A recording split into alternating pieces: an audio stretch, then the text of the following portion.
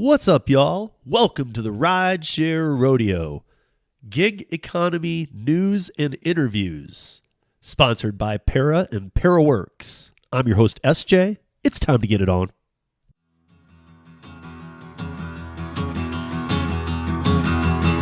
Well, midnight headlight, blinded on a rainy night, steep grade up ahead, slow me down, but making no time.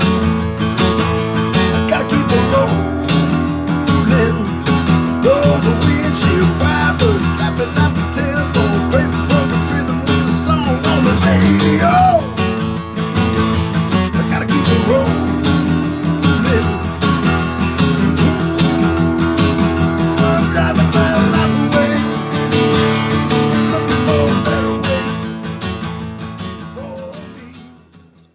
Welcome, everyone, to the Rideshare Rodeo audio podcast, covering all aspects of the gig economy.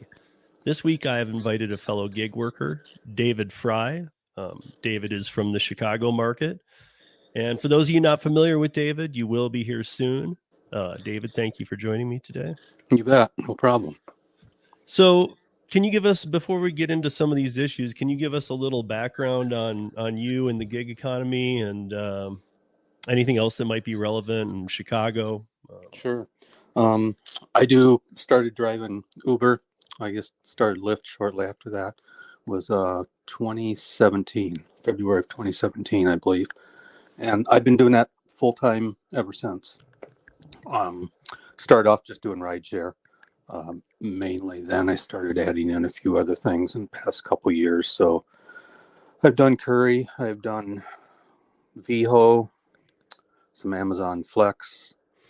I got probably about maybe 6 or 7 different last mile deliveries that I have on my phone. Well, probably more, closer to 12 or so, but a few of those main ones I use. Freight. And then I just started doing a couple catering ones as well in the last month or so. So Deliver That and Delivered, and then the one through Para. So I noticed you're leaving out all the food delivery apps. Yes, I never did any of that. I think the only time I ever did, that's back in the day when Postmates was still around. And the only reason I did that is because my car was in the shop for a week and a half, and that was the only thing I had available at the time. Yeah. But, what about the shopping app? Same thing. Not interested. I did some of that when Shipped just came out. That I just didn't do too much because it wasn't paying nearly as what I could make in rideshare. Right. I did do, let's see, what was the one that Uber just bought out? Can't think of the name of it right now. It was one are we Corner Shop. Corner Shop? Yeah. Corner Shop. Yep. Now that was pretty good. I caught it about a few months before it ended here in Chicago, and that was paying really good. I mean, that's what Dash Theory John has told me too. Not a lot of us were not privy to get the to actually have a chance at Corner Shop. I know here in Denver, we never even saw it. Right. And I saw it, and then it took me maybe, I don't know, a month before I actually got active on it. And I wish I would have started earlier because it picked up pretty well. Right. Yeah. But then as soon as Uber took it over, it's like just went down the toilet. I mean, I haven't even looked, I have my deliveries on once in a while through when I have Uber running, but I never have seen one ever come through on there yet, as a shop and pay. But so how have you been navigating the the Chicago streets with rideshare? Because I know it's been extremely dangerous for years, but I feel like the pandemic got crazy. And then post-pandemic, I feel like there was a lot of crazy stuff going on, and I'm sure there's some areas you can avoid, but still. Yeah, I've been fortunate, I guess. I drove during the pandemic part-time. Just, I did collected unemployment, but here in Illinois, you can work part-time and still collect unemployment until you earn a certain amount. So I did about 10 hours a week then. But, at that time it was rough too, because we didn't have the upfront destinations at all. So you didn't really have a choice where you were going to end up or go. And I've never had any incidents, and I've always driven in pretty much every area of the city. There's some that I won't stay in longer than I really need to, but I just kind of deal with it. I think a big part of it is, just being aware of your surroundings and situations and things like that. Are you a Chicago lifer? I mean, have you been there your whole life? No, I moved here in 2006. So It's been quite a while. Right. Okay. So yeah, enough time to get it all mapped out though. And I'm sure, I mean, again, I've done all these apps in my market too. I'm originally from Michigan. So being here in Denver, it's kind of weird because a lot of times people say to me, like, well, you still have to avoid areas of Denver. And I'm like where? I mean, honestly, when I go to what people call a hood here, I'm just like, this isn't a hood. Right. Yeah. I've been through Denver quite a few times. I have a sister that lives out west in Colorado. And so I mean, I know there's some areas, absolutely. They're not, they look not as safe as some others, but I don't feel like we truly look, being from Detroit, coming from the Michigan and the Detroit, all my family being in Detroit metro area, it just doesn't feel like I know hood. Right. Yeah. I used to go to Chicago a lot. I know hood. Yep. Between Chicago and Detroit, I can say I understand what a hood is. Yeah. I was visiting up in Detroit one time for work before I lived in Chicago and had to drive up there and do some repair work. And we had to take a Ryder van out there. And we parked it one night because we were going to go to the bar afterwards. And the only place we could find was about a block and a half away from the bar. And we got in that area, and it was like the whole place was fenced in with barbed wire fence and everything, on top. And this is kind of weird. Yeah. So we got in there, and then the bartender asked, where we parked or what we were leaving. I go, well, about down, block and a half down the street. And he looked at me like, and you walked here from there? I go, yeah, why? He goes, that's why we have valet parking and everything's fenced in here. He goes, if you can stay till closing time, we'll have somebody drive you down there. I go, is it that bad? Yeah. And this was he goes, yeah. And the guy sitting next to me pointed at his leg, and he goes, yeah, look at that. He pulled up his pant leg, and he had a big scar on he goes, somebody just stabbed me when I was walking down the street leaving one night. I go, okay. Yeah, I mean, and luckily to anybody who listens from Michigan, I know that, there's even some creators and other podcasts who do listen to this. I love Michigan to death. So I'm not dogging. I think Detroit's come a long way. In fact, I think right after the era you're talking about, they actually moved a bunch of the nightclubs to Tiger Stadium. And they put them on the top floor. So you'd go into Tiger Stadium and go to the top floor to hit 7 of the clubs, so that you were parking in one centralized area, and it was making it safer. But now I feel like the biggest problem that Detroit had was streetlights. Yeah. They were always missing them. And when I used to grow up there and go to the Old Joe and stuff, we became, I probably became too comfortable and accustomed to parking in a sketchy area and walking to to the Joe to see the Wings play, and then walking back down Woodward to get to my car after when it's dark. And this was, in the 80s and 90s. I mean, this was when, to those that don't know Detroit, where there's gargoyles on every building, and when it's dark, it just kind of has a Gotham feel. I don't really know how else to put it, because they were lacking street lights forever. Yeah. So it's kind of like some areas here in Chicago. It's dark and run down. And like I said, I go into those areas. I mean, I don't think I've ever turned a ride down, or canceled it just because it was a pickup in that area or a drop off there. Mm-hmm. But I just, I really pay attention to what I'm doing and look for any unusual things. And there have been some times where I've been in that area and I just had a gut feeling on something, and I canceled it. Yeah, I thought I'm going to take the chance. It's like when you get those feelings, there's a reason for it. Oh, 100%. Yeah, and I know. I mean, other people in big cities, there's people who are in New York City or LA or whatever, Miami, that might be going, well, come on, Chicago can't be any worse than here. But if you follow the news, it actually is a lot worse, and a lot more people get attacked, carjacked, whatever. All those stats seem to like really come out of Chicago big. Yeah, it seems like there's some numbers there. It's like, again, they play around with the number. You can get them to read kind of what you want, but there carjackings, no doubt they've been way up in the last 3 years, and and every weekend there's shootings here and there, and where I live on a good area of town up at Rogers Park, just right along, like literally a block off the lake. Okay. Up on the north side. Mm-hmm. And it's decent around here, but we still have stuff happens. If you look on the map where they keep track of all the shootings and things, and they're around here. And I came home, and it's quiet around here. Otherwise, you just don't hear stuff. But it was it a year ago? No, 2 years ago. I think it was during the pandemic, and I dropped a couple riders off a few blocks away, and I was going to go home after that, and there was a whole bunch of sirens and police cars coming, going the opposite direction. Didn't pay too much attention. And I got home and was driving down towards my block, and I'd seen the next block down there, some police tape down there. So I was going to go down, park my car, and walked over there, and I kind of looked, and they had about 6 blocks of Sheridan Road all taped off.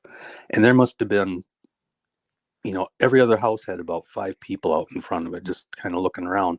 And there must have been 200 police officers there. Yeah, I'm not kidding. And everybody's looking around, but nothing's happening. And I'm walking down the street and kind of looking, and I see a car parked there with its trunk open. And there was another car about a half block down, and they're both kind of crossways in the street. And all the doors were open and nobody was around. And one of them had bullet holes in the door.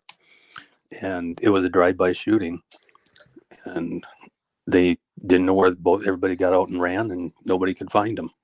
But that was like 7:00 at night, and stuff like that doesn't happen here, but it did then. And every once in a while you'll have one like that. So, and the thing is, it just happens anywhere anymore. It used to be pretty much contained to certain areas, but now carjackings and crazy stuff like that. And then there's all these flash mob type things that show up. We had just one over the weekend and one in the suburbs.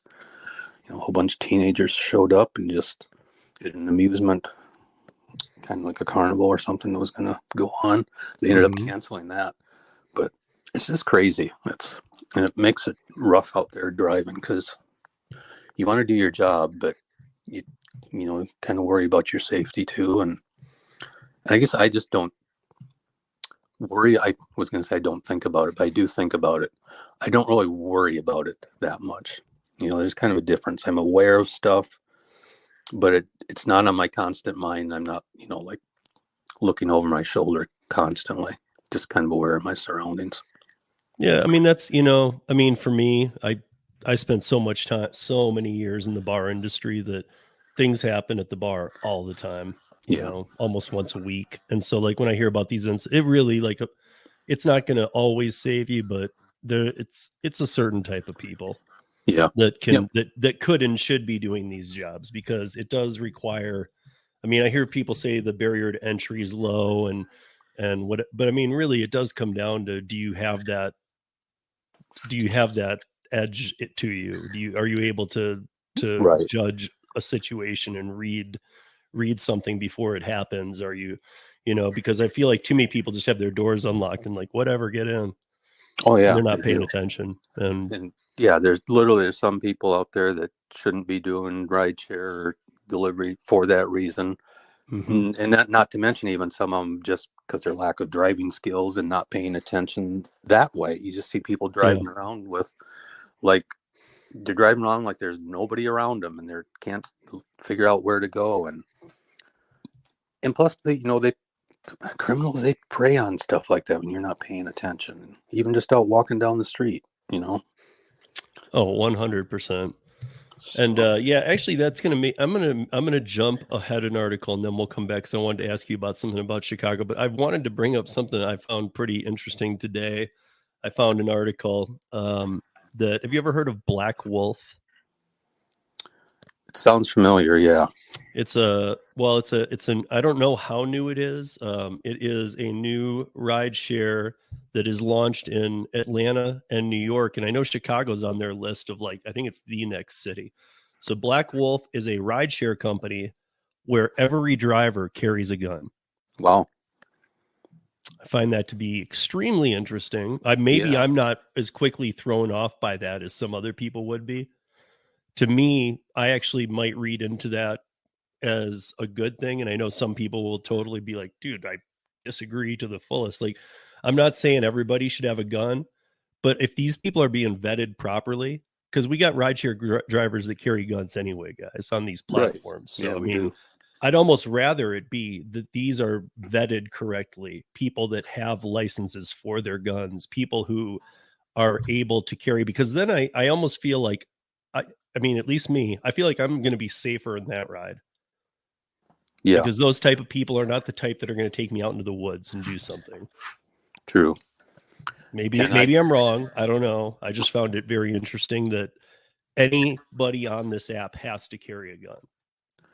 And I think if the vetting procedures are good, that's the kind of gun control you need, is make sure the people that have them are mentally fit to have them, know how to use them, and not just in a shooting range situation, but know how to use them in a situation where, like in rideshare, you might be attacked or something like that. So when you do respond, you aren't flying off the handle and likely to hurt a bunch of innocent other people standing by that, you're in control of that weapon. Yeah. Well, I would imagine most people wouldn't take this rideshare and try and jack it or do something to it. Right. You wouldn't think so. I mean, very likely you're going to get into even if you have a gun and your plan is to hijack the car, most likely it's going to end in a shootout because that person who carries a gun is willing to use it. Yep.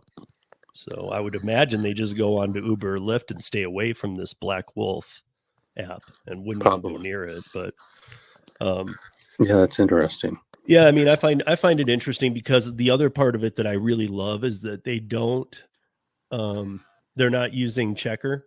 So they're not using the cheap background check.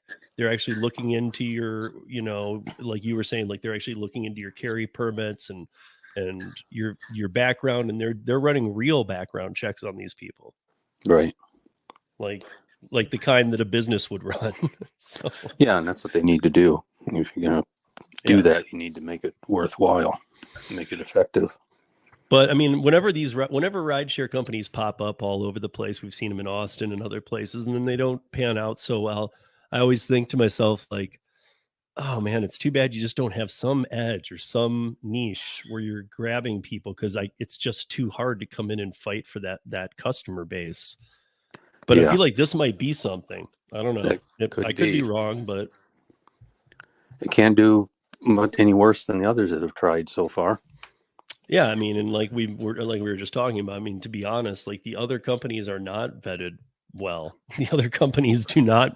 And if you guys and if by chance there's any passengers out there strolling across this podcast, you guys should know that the Uber and Lyft drivers that are out there are not vetted properly. And often people who should not be approved by checker are approved just by accidental process. Yeah, it doesn't seem like it's very effective.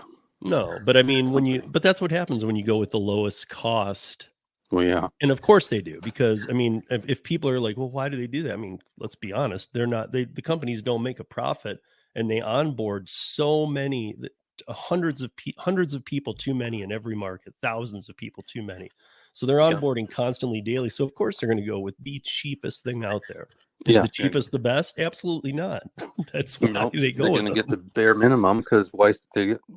I mean, if I was running a company, doesn't matter what it was, and I had to do a background check, and if I had people turn over that might work a day or might work a week, I'm not going to want to spend a fortune on that. I do want to ask you about the Chicago bill or the common carrier push. Yeah. And your take on it, because after that, I want to jump into this Minnesota thing, because there was some closure last night, and And I'm not sure how I feel about it, to be honest. Yeah. And I think I read it passed the Senate and went back to the House because they had to approve some amendments that the Senate did. You're talking about Chicago? Yep. Okay. And that passed too. So I guess it's now heading to the governor to be signed, last I heard. Right. So, I mean, with common carrier comes a lot more insurance responsibilities. I've been trying to find out more details of what all this is going to involve and whatnot. Mm-hmm. And I can't find anything anywhere on what the requirements are. And I don't know if that's, industry, because I even looked up the law that they're amending, the common carrier that it referenced. Mm-hmm. And the thing is only a couple paragraphs long, and it doesn't really say anything. Right. So they're just, removing that language. And so I don't know who is going to what decides that, because depending on what type of carrier you are, there's different, government agencies or whatever that regulate you. Like right. the trucking stuff is the FMCSA, and and then you got buses and things like that through the DOT as well. But I looked and there's never been anything set up for rideshare. So it's usually just the state's own ordinance. Like the state has a rideshare ordinance that dictates things in there. City of Chicago has one that's specific just for the city and the surrounding areas that it licenses. So there's nothing in those ordinances that mandate any other amounts of insurance or anything like that. So I don't know if it's going to be more insurance than what they have, the $1 million now, or so and nobody seemed to answer that or have any questions. Yeah, I mean, the closest I'm there with you because I'm always digging into like what I can find about the weird thing I did find in Chicago was that, okay, so common carrier applies to trains, taxis, buses, planes, at basically every transportation mode. But here was the odd one that I found was that it applies to elevators. So if you own a building and you own the business in it, let's say you own a bar and it's 3 stories, and for handicap reasons you have an elevator that's barely used, but you have it in your establishment, you are not responsible for the elevator itself under common carrier. The fire department is. Wow. So the fire department signing off, and that's why you always need to have these renewals in the elevators that say this was serviced on this date, it's good till this date. And I think everybody listening in Chicago would be very challenged to find an out of date stamp for an elevator because they'll shut it down. Yeah. I mean, because again, if what I was kind of trying to get to there is how I read it was that the fire department's on the line for allowing this elevator to be there. Mm-hmm. So I feel like my personal feeling is that somehow this is going to come back to the driver to be the driver's responsibility. It could be. And then it may be up to, deciding how much, if we need to carry extra insurance or what. So, and that's going to be interesting.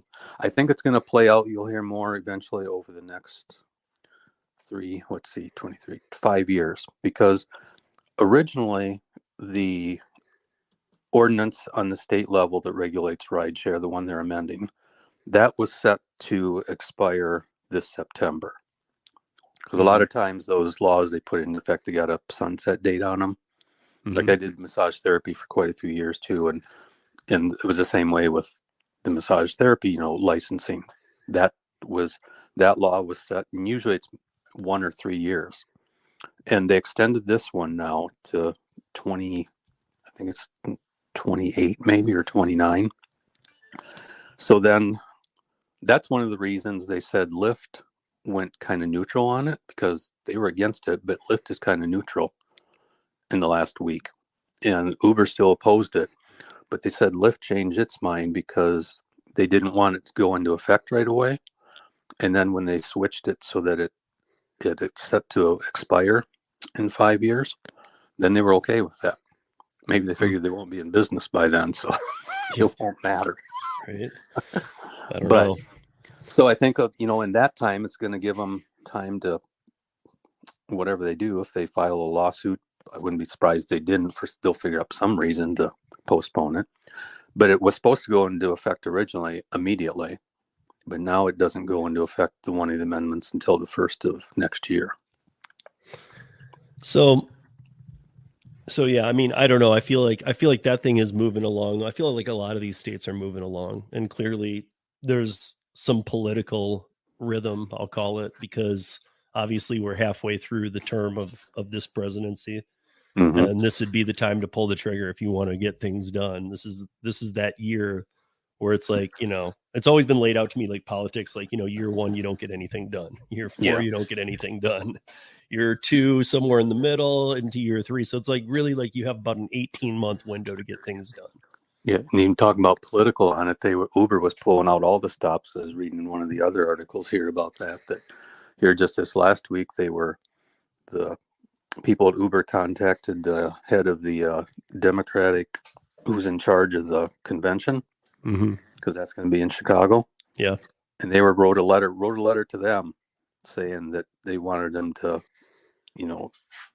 push back against this bill and not get it to pass, because they said if it passes, you could have problems getting rides at the convention this summer when you have it, and or whenever it is.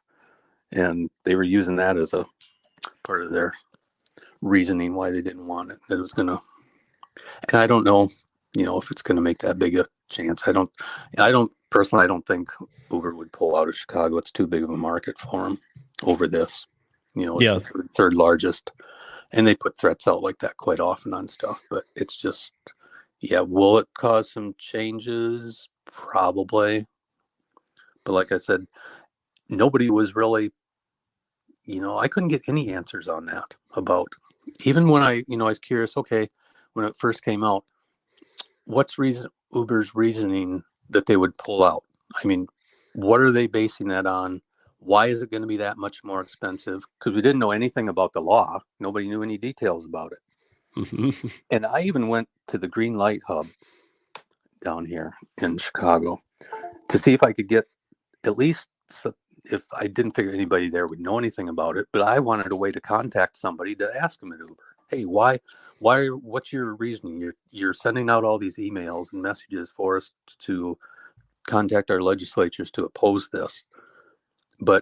And you listed all these things that it was going to cause for you guys concern. And what's that based on? They wouldn't give me any information.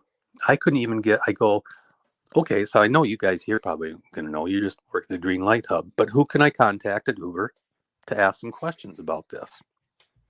And they wouldn't give me an answer. There isn't any place to contact.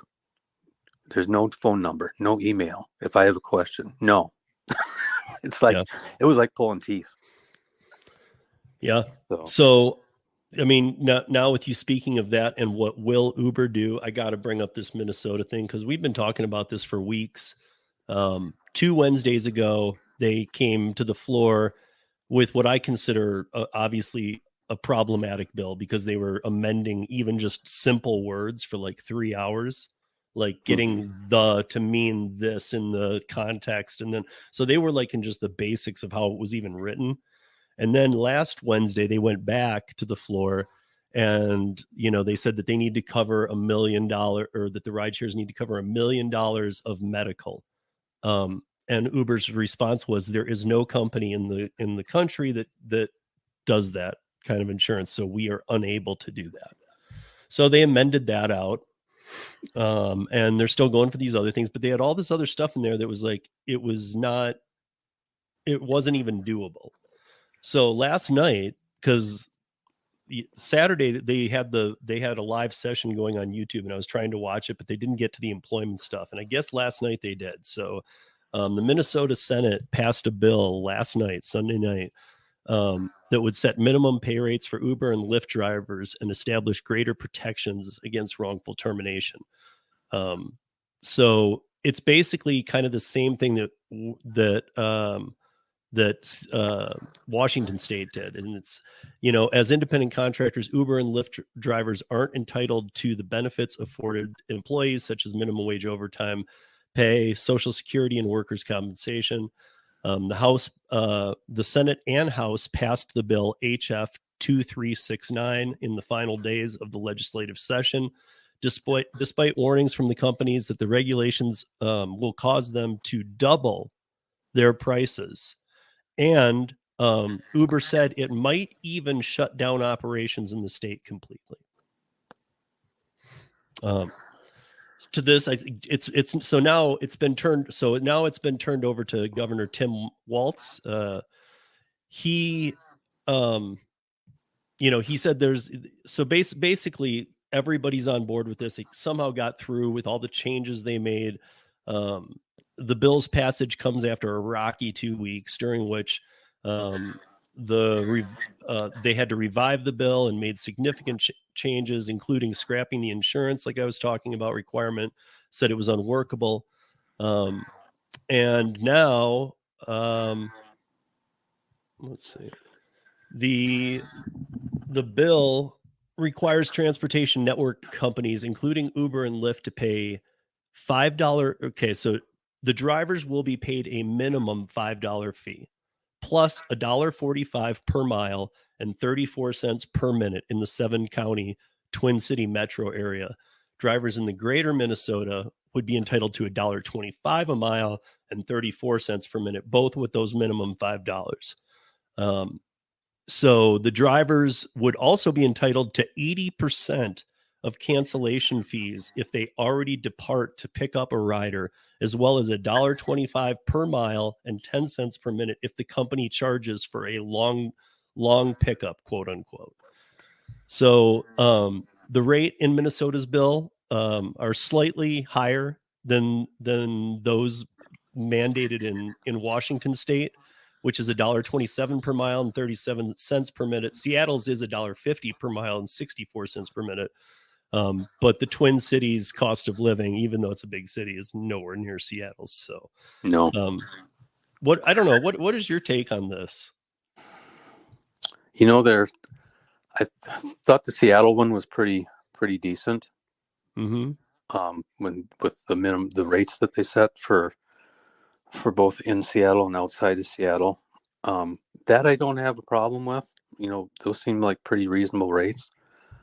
But like you said, now they're getting into these other places and they're wanting more than that goes kind of beyond what an independent contractor would need when they start talking insurance or paid vacation, paid time off and things like that. Yeah.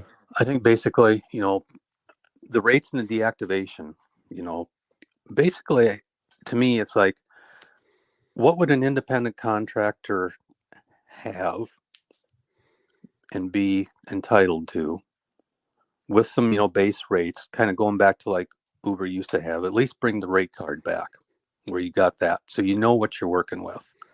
Right. And clearly that's what all of these legislative sessions in all the states are working off. They don't, obviously, to me, the upfront rate, the thing that we've wanted forever here, just show us complete transparency. The upfront pricing model that they're using, which does that, isn't because for enough years I've been asking for it. It's because they didn't want these legislative sessions using the rate card. Right. I mean, it's more damaging to them to show that the drivers are getting 60 cents a mile and 10 cents a minute. Yeah.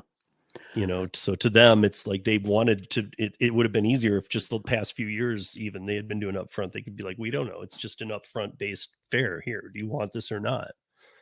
But now they're having to fight in every state. I see it coming up. The per minute and per mile is like what they're using. Yep. Yeah. And here in Chicago, they're going to be doing the same thing. But I guess my biggest issue becomes look, Uber's saying that, and I don't think they're lying. I mean, there's times I know they're lying. There's times I think they're lying, but here I don't think they are. They're saying that to do this, they're going to about have to double the price of most rides. Now, if they double the price of most rides, how much active time are you going to get? Right. And I think that's one thing drivers don't think about. You know, you could have the highest rates you want and charging, but there's going to be a point where people aren't going to use it as much. And yeah, you're getting paid a high rate, but that doesn't do you any good if you're only driving 50% of the time that you're out there. Yeah. And it makes me also worry about like when they've included, and I like that they did, because we tried to do this in Colorado. I think this is something that every state should have a way to challenge deactivation, but I think they need to be very careful there because in my opinion, Uber can just not deactivate you then and just send you no rides. Right. So it's like that's almost to their, and if for anybody that thinks that they don't think this way, they do. They do. Absolutely do. That's proven it's time and time again, because it's when you got a company or anybody that's that big and that lawyered up and is determined to, you know, try and make some money, and with all the stuff they've pulled before that they don't care about, you know, when they just go into places to start and, you know, to hell with, you know, the laws that are there, getting any licensing, this just, we're going to do it, and then work through it all afterwards and then litigate everything. It's like as soon as we try and get ahead as a driver and make some changes or ordinances, you know darn well they're going to find some way to one up that and work around it. It's just the way they're going to do things. You got to think ahead, about 2 steps ahead, and think about, okay, so if we get this, what unintended consequences might there be for things that they're going to have to do workarounds? And they're going to try that. And I think a lot of people just don't stop and think, yeah, it's going to get an immediate result for us, but what's going to happen down the road because of this? And what might they do? Because, you know, they're already working on that. They got people thinking, okay, all these ordinances and things are coming up. What can we do to get around that? Yeah. I mean, the bill had also originally required that the companies pay for drivers' gas, wear and tear on vehicles, and additional insurance. The companies said that those provisions were unworkable since independent contractors are not legally allowed to be reimbursed for their costs. And there isn't insurance, again, available that would meet the requirements of that part. So, I mean, it's like, to me, this was so sloppy put together. I know they attached it to a couple other bills that had to pass. And that kind of stuff makes me sick. I hate it when they attach things. Yeah. Because then you got to have all, like, if you've got these 2 bills that must pass, like redoing some roads and everybody agrees, yeah, we got to get those done. And then they attach something that's controversial. That to me is crap, because you're trying to force a hand.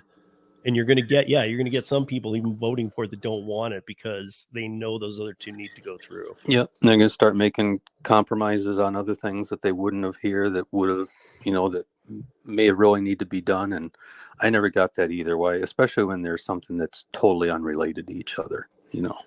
Yeah. I mean, it's crazy. I mean, like they want this in place this year. Like it looks to me like this thing's going to like go. And then I have to wonder, you know, like, okay, so is this going to be one of those things where Uber got their way because, okay, we didn't have to bow down to unions. We don't have to make them employees.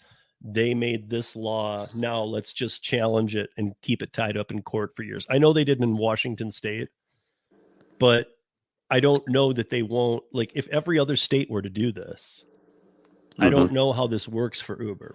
I don't know how the model works for Uber, because I mean, let's be honest. I know that there are ways that some people, some of the venture capitalists, some of the original people get some money out of this. And, you know, I don't want to say how, because I don't know how. I just know that kind of thing happens. Yeah. But at the same time, we all know this company is not profitable. How's it going to be profitable if you're pay the drivers 4 times what you're paying them now? And I agree that I've been doing this since 2015, and they've just done nothing but go, you know, downhill with pay. But I don't know if this seems like the answer to me. And I don't know if the drivers are going to be as happy with the results either, if it just goes through. Yeah, I don't think. Because I honestly think that you're not going to, you know, it sounds great. This just sounds like a great package, but I just don't think you're going to have that many rides in a day. I don't think you're gonna, if anything, I think this helps the taxi industry. Yeah, they're probably just sitting back here waiting to see if these things are going to work. And hey, this might work out good for us. They're thinking in the long run. Yeah, Might be back to the old taxi days, but yeah, and they did remove, by the way, for anybody that is wondering, has been following this bill, they did remove the let's see, but Uber and Lyft drivers as independent contractors will not be eligible for paid sick leave. They will be able to access paid family and medical leave if they opt into the program and pay for the premiums themselves. So I'm interested to see what those premiums are, because I don't know, is that through Uber, or are they talking about your own private insurance? Are they? Yeah, it's hard to, don't know how that would work. Yeah, and that's another thing too. Like, man, one thing about all these states doing this is, one thing I can say for sure is part of the horrible reason that it's come to this is because, look, Uber's never even checked and required that you carry the right insurance. I mean, they just say upload your registration, upload your license, upload your current insurance, but they don't look to see that you have the right insurance, and that's why 90% plus of the drivers don't. Yeah. Yeah, there's a lot of them that don't have. But I mean, I feel like that's not, like, I guess here's my point is, if you just want to be the SaaS that's just handing a ride to a driver and saying, do you want this? Which they are, then, why do you need the driver's, maybe the driver's license, but why do you need the insurance? Because yes, I get that they're independent contractors and it's not your job to make sure that they're carrying the right insurance that they should be, and that it's their job. But then why do we as drivers have to produce it for Uber? Yeah, because it's almost, I feel like it's trickery to a lot of people, not to me, but to some people. I feel like it's trickery. Like, oh, they took my insurance, I got accepted, I'm good. And no, you're not. You're not carrying the right insurance. Right. And that's one of the big problems with this part of the gig economy, that you have a lot of people entering it, probably the majority of them, that have never worked as a independent contractor before. Right. Don't even know there's a difference. They think that being hired as a 1099, like they always have been, or it's the only way there is. Mm-hmm. Unless you own your own like store or something like that, like an obvious business. But I think a lot of people are undereducated about the whole system like that, and they're just ignorant of what it is when they get started in, and that's half their problems. But so I talked about this last week, but I need to make sure we fit this into the time today, and then if we have time, maybe one other thing I got. But I need to get your take on this Uber for teens, or Uber X teen. I think that's a big headache waiting to happen. Yeah, I mean, I'm shocked, to be honest. I've been fighting this stupid thing since 2015. I kind of had mixed feelings on that, I guess. And I was kind of surprised when I heard that too, because why they always have had it in their terms of service that there was no minors, and now why do you change it all of a sudden? And I mean, to be honest, when I first started, it never even entered my mind that you couldn't pick up somebody underage. I don't know why. It just wasn't those things. I'd never driven anything before. I'd never been around taxis or anything like that. And I mean, if I was a parent, especially in a larger city, I probably wouldn't, depending on, I guess, how my kids were brought up and what things were going on, I probably wouldn't put them in there, especially a young kid. But then one reason I never questioned it either is because, and this was shortly after I started driving here in Chicago, probably within the first few months, I had a pickup at a place that was what seemed like it was maybe almost like a Department of Human Services, place that worked with child custody or, things like that. Because I brought this kid out, he's probably 6 years old, and was taking him to this other address. It was his home or place where he was living. And they just put him in the car and had me take them. And I didn't think anything of it because that was the first time I've ever had a kid in there. And I thought, well, this is kind of like some important, after I started saying that, you can't take minors and whatnot, and started reading about these things. And then I thought, that's kind of interesting because this was obviously some type of state agency or, some government type background thing behind it. And here they put a kid in the car with me to go. So, but then, I never read the terms of service. And then I started, getting people at schools and stuff, especially here in Chicago in the morning. You get all kinds of them sending certain areas of the city, sending their kids to school in an Uber.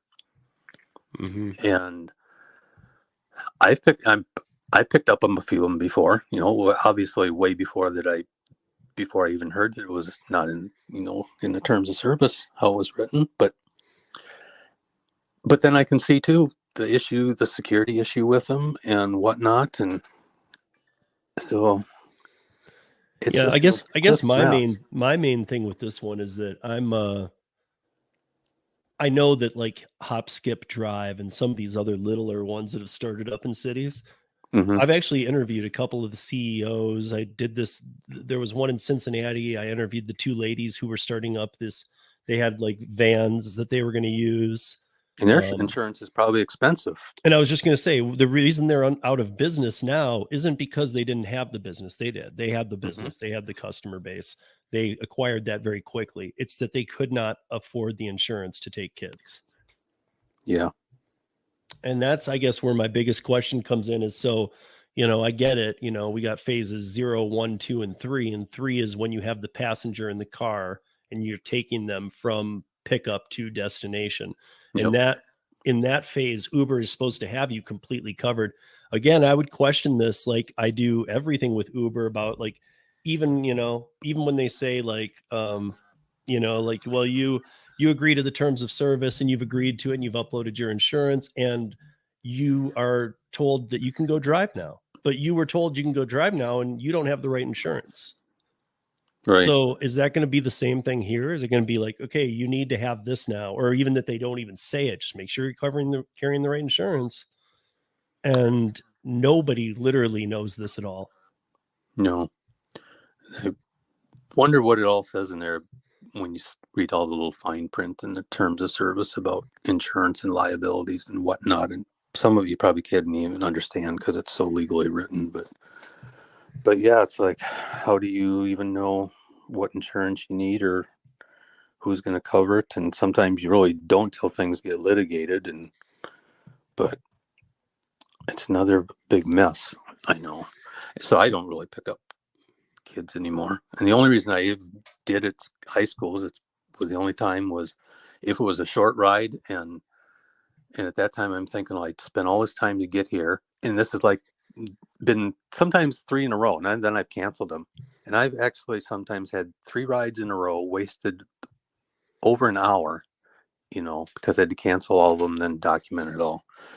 And it gets frustrating. It was ironic because I thought, why are they even have this anyway? If Uber isn't going to do anything on their end to try and stop this, and so that the parents can't use their account, it's like, then why don't they just, go ahead and take it out of the terms of service and make it so you can drive?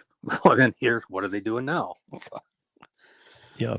But it's going to wait till something happens and people find out they don't have the right insurance or whatnot. And well, that's what I feel like will happen. I feel like this thing will launch. And actually today is the first day it is launched. It's the 22nd. Yeah. Today it's launched. Today it's live. Yeah. So, I don't know. It's not in every city yet, but it is slated to be in all of them. It's not just slated to be in 10 or 20 markets to try it out, which also would have made more sense. But it's slated to be in all the markets. So I don't know if you're listening to this, I would say go, unless you're just, you just don't care, or you're pretty sure you got the right insurance and you just don't want to listen. But my advice would be to go into your settings and just like there's Uber Pet and stuff, turn that Uber XT off. Yeah. Because I don't know. You're not going to be paid more, and you're definitely, I don't know this, every state's going to be a little different, but I don't know but you're definitely going to not be paid more and be risking a lot more. Yeah, that's the thing. It's you're taking a lot of risk. Yeah. And people are going to say, well, what's the chances of that happening? And granted, you could probably drive and nothing ever does happen. But that's one of those things where the consequences when it does happen are so serious that 9 times out of 10 that makes, even if it is a small chance you don't want to take. So the last thing that I want to hit on here today, I think we have just enough time since you don't even do food delivery. So it's a DoorDash one, but we only have a few minutes left. But I did want to go through it because DoorDash is now, if you didn't see this, there's a class action lawsuit against DoorDash for charging iPhone users more for identical orders. Mm-hmm.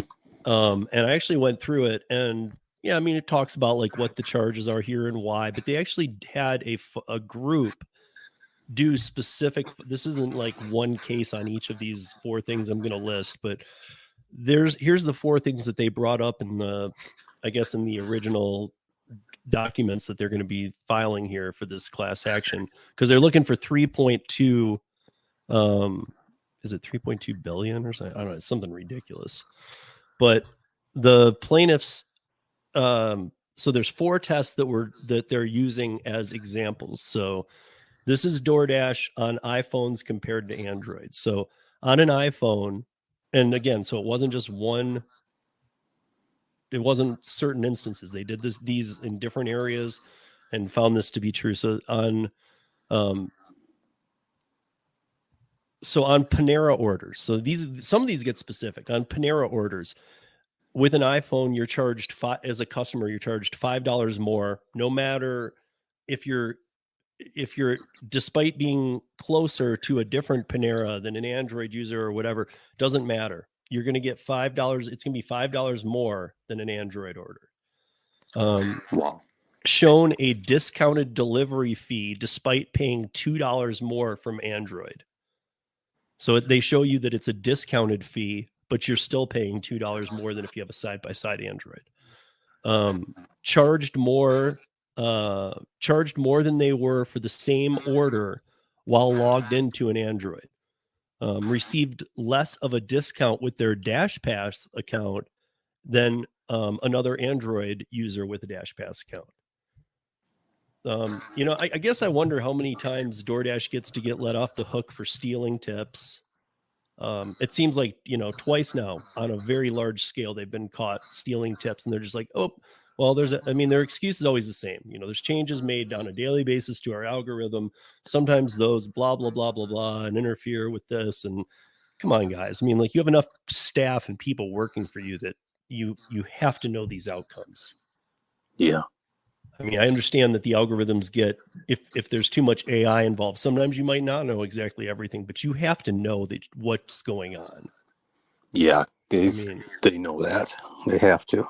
Right. So they know this is happening. They know that, when they got caught stealing tips, they didn't like go all red flag and security and make sure it never happened again. It happened again 8 months later, and they got caught again 8 months later. And then people get all like, well, no, it's not happening anymore. But they get, if anybody brings up, hey, they might be stealing our tips, people get like, no, they don't do that. They could never do that. They wouldn't get away with it. Those people weren't around obviously when I'm talking about, because they've been caught twice doing this. So like, of course they would. 100% they would. They've proven that. So they're willing to break laws, bend them. But I don't even know where to go with this one. Like, did they really think that this was something that they would get away with for? I just don't get it anymore. Like it's look, you're not even being not transparent. Now you're like manipulating. Yep. There was something like this, and this was quite a few years back. I was reading, and it kind of all ties into how these companies use your data, and now it'll be AI to even make that more intense and maneuver it around and manipulate it even more. But when you are shopping online, I think they use the airline prices. We're shopping on all these different airline sites, that you would get.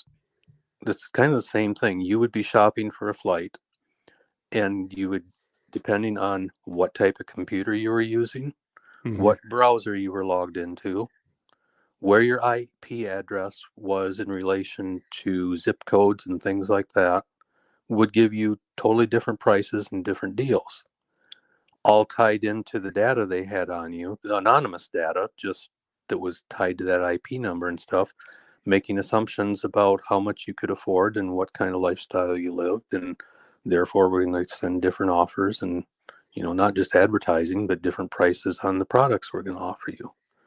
Yeah. And I think we're going to see a lot more of that type of thing coming, whether it's in Doordash or Rideshare or anything, because they have all these years of data collection, and they weren't just collecting it for the fun of collecting it. They had some, and people, and even my sister or something would say, or people I knew, well, I don't care what they collect on me. I've never done anything illegal. What do they want to know about my stuff for? I'm gonna live a boring life. And literally, a lot of people just never thought that any of that stuff that was useless information to us was invaluable. How would they ever use it? Right. And now we're starting to figure out that's how they're going to use it.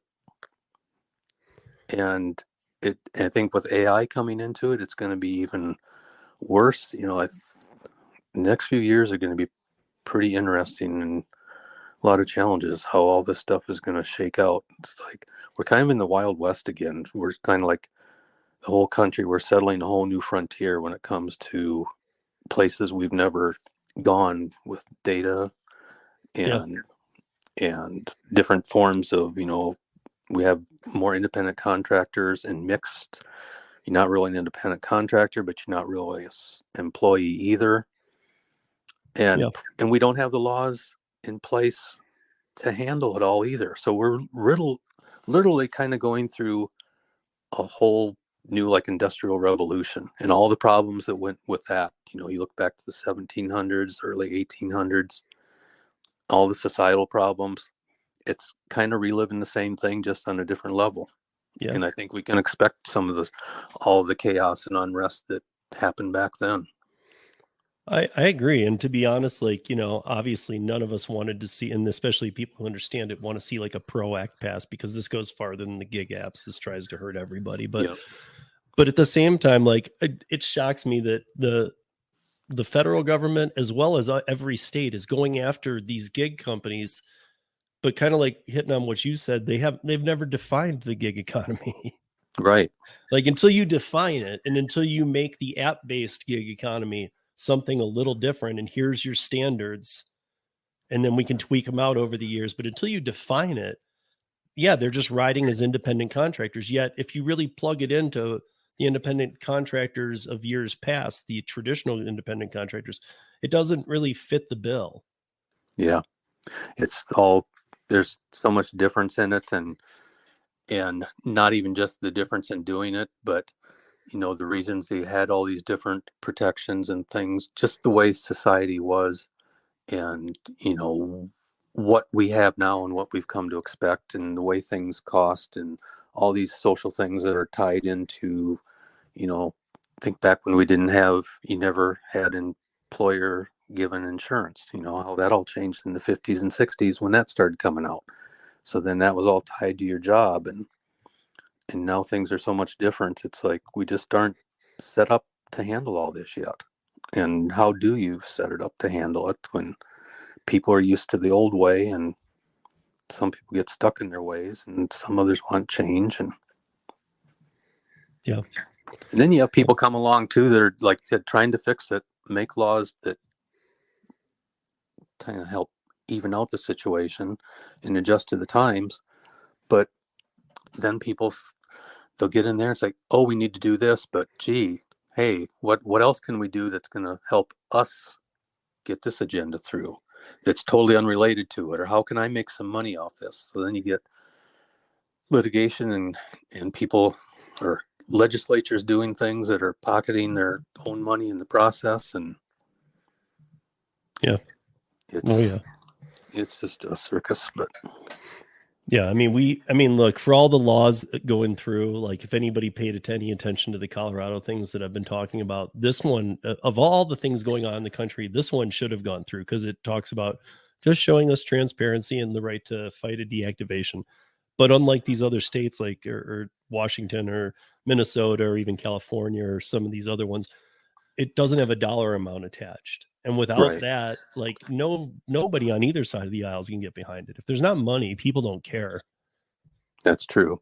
You know, I mean, like you can say that, well, the far left or the far, no, nobody cares. Nobody in politics cares if there's not money attached. And even the ones who maybe at some point in their careers did care, they've now learned, they've come into the political system. And they understand that to get anything they want done, they have to play this game, almost like we have to play this game with these companies. Yeah, it's like you got to do something to get what you want back, and there's just no doing it anymore just because of it needs to be done. It's like you need something, I need something, we'll do this, we'll do that, and there's always money tied to it. And like you said, and without money tied to it here, it failed. I mean, they just shot it down. 2 Democrats jumped shipped and knocked it down before it even hit the floor. So, I mean, in Minnesota, they're passing a bill that's going to it's charging more than Washington State does, and it's almost 3 times as much to live in Washington.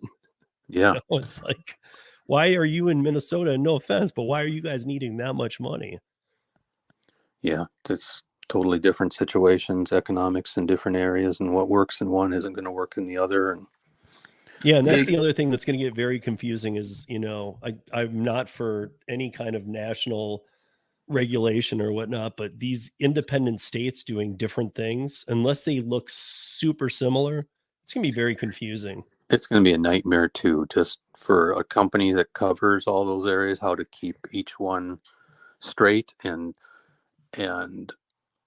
not to mention, like, well, what, you know, people move around the country too. And if you're working a job and you want to stay in that type of business or area and you go to a different state, that's a whole new game. Mm-hmm. That even makes it difficult too. And then not only is it going to just be states, but it's going to be some cities within can be different than the rest of the state. Oh yeah. And that's what's going to happen here in Chicago, because, you know, we had a couple ordinances that were specific to the city of Chicago that would have been introduced. Yep. And now they have to reintroduce them. It has to start all over again because we got a new city council and after election, a new mayor. So any bills that were introduced but hadn't been, you know, gone through have to start the process all over again. And we got at least 2 of them here. And the thing is, all our advocacy groups for rideshare and stuff can't all get along. So you got one group doing one thing and another one introducing another thing, and then there gets personal politics between the groups, and so we can't even get along there.